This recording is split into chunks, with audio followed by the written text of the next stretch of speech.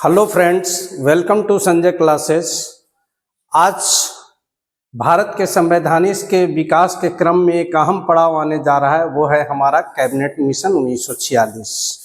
अगर अभी तक के आपने चैनल को सब्सक्राइब नहीं किया है तो सब्सक्राइब कर लें, लाइक करें, शेयर करें, सभी के पास वीडियो पहुंचे। चलिए, धन्यवाद। आपको शुरू करते हैं हम यहाँ कैबिनेट मिशन 1946 के बारे में। ये वो स्टेप था जहां के बाद संविधान निर्माण और अंतिम सरकार का गठन होता है। अब भारत अपनी अंतिम मुकाम यानी स्वतंत्रता प्राप्ति की ओर बढ़ चला है।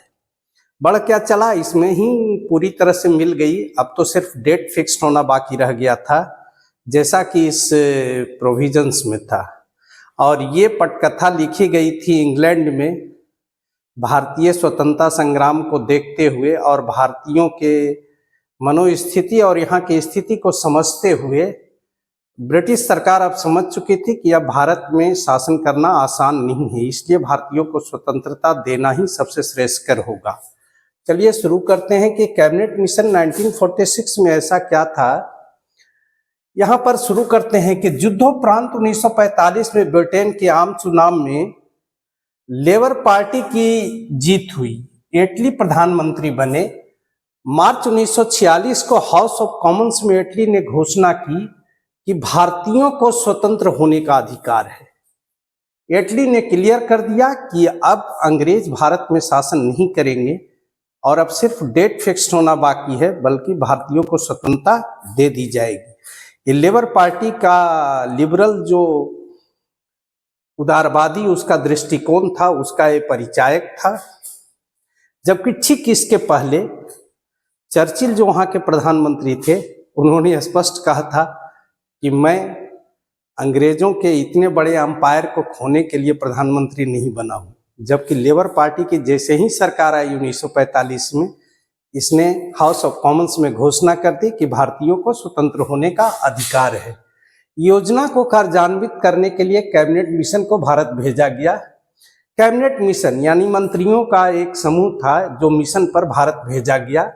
मिशन मार्च 1946 में भारत पहुंचा और मई 1946 तक रहा। कैबिनेट में 3 सदस्य थे, ये ध्यान दीजिएगा यहाँ पर। AB Alexander, lord Pethick Lawrence और सर स्टेफर्ड क्रिप्स। क्रिप्स तो पहले भी भारत के लिए प्रस्ताव दे चुके थे। क्रिप्स प्रस्ताव, ये भारत से बहुत ज्यादा परिचित थे। तीनों ही इसके सदस्य बने और इन सदस्यों ने भारत में आया और भारत की स्थिति को समझा। समझने के बाद इन्होंने 2 तरह के प्रस्ताव दिए। एक तो अंतरिम सरकार यानी शासन से संबंधित और अंतरिम सरकार के गठन से संबंधित था, और दूसरा था संविधान निर्माण के क्रम में। पहला देखते हैं भारतीय की कैबिनेट मिशन ने 2 तरह के प्रस्ताव में पहला क्या दिया था, भारतीय राज्य और प्रशासन के संबंध में प्रस्ताव दिए गए। पहला, ब्रिटिश भारत और भारतीय राज्यों को मिलाकर एक संघ का गठन किया जाना चाहिए जिसके पास राष्ट्रीय सुरक्षा, परिवहन और विदेशी मामले हों। कहने का मतलब कि जो पहले आरक्षित विषय की श्रेणी में आते थे वो अब अंतरिम सरकार को जिम्मे रहेगा, जो एक संघ काम करेगा और एक पूरे भारत के लिए संघ के तौर पर काम करेगा। अन्य विषयों पर प्रांतों का अधिकार हो। अन्य जो विषय होंगे जैसे शिक्षा, स्वास्थ्य, अन्य सभी मामले वो प्रांतों के पास रहेंगे। भारत पर ब्रिटिश प्रभुत्व संपन्नता को समाप्त कर देना चाहिए।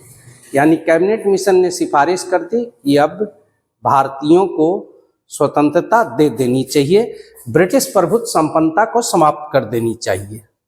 भारतीय रियासतों को स्वतंत्रता होनी चाहिए कि वे संघ में सम्मिलित हो या न हो। ये तोड़ने वाली बात थी।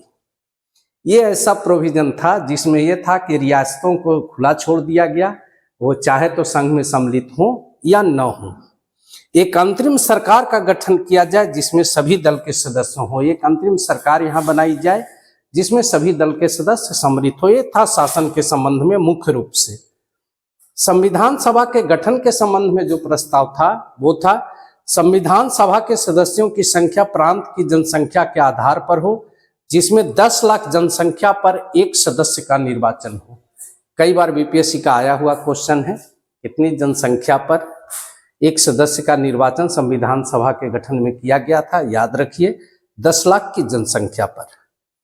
दूसरा, प्रांतों में जातियों की संख्या के आधार पर विभाजन थे, वो यहाँ विभाजन अभी भी लागू था, जिसमें साधारण मुसलमान और सिख 3 श्रेणियों में बटे हुए थे। देशी रियासतों में भी 10 लाख जनसंख्या पर एक प्रतिनिधि होंगे, ऐसा प्रोविजन था। प्रांतों के लिए अलग संविधान का निर्माण किया जाएगा, इसमें ऐसा प्रोविजन था कि प्रांतों के लिए अलग से संविधान का निर्माण किया जाएगा। इस मिशन के जो प्रस्ताव थे वो कुछ अच्छे भी थे, कुछ गलत भी थे, लेकिन अब भारतीयों को इन प्रकारेण चाहिए थी भारत को स्वतंत्रता, इसीलिए कांग्रेस द्वारा कैबिनेट मिशन योजना को कैबिनेट मिशन योजना ने इसे स्वीकार कर लिया। लेकिन अलग पाकिस्तान की मांग नहीं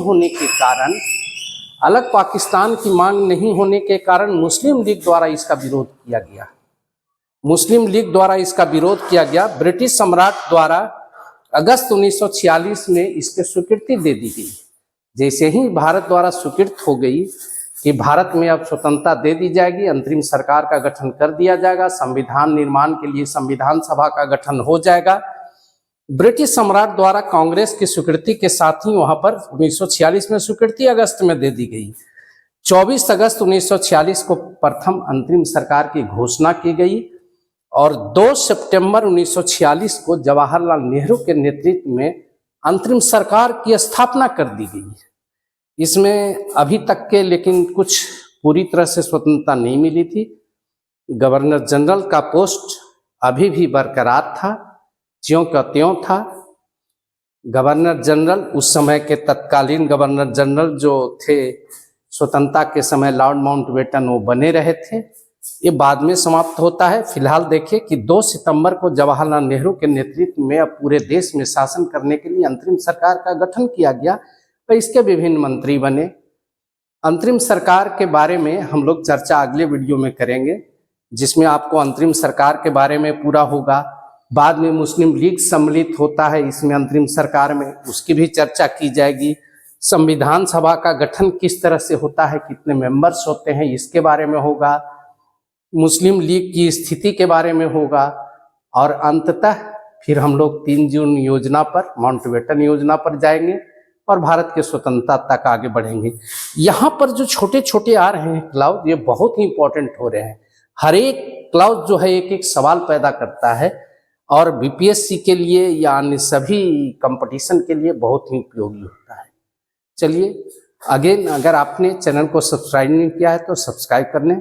थैंक यू।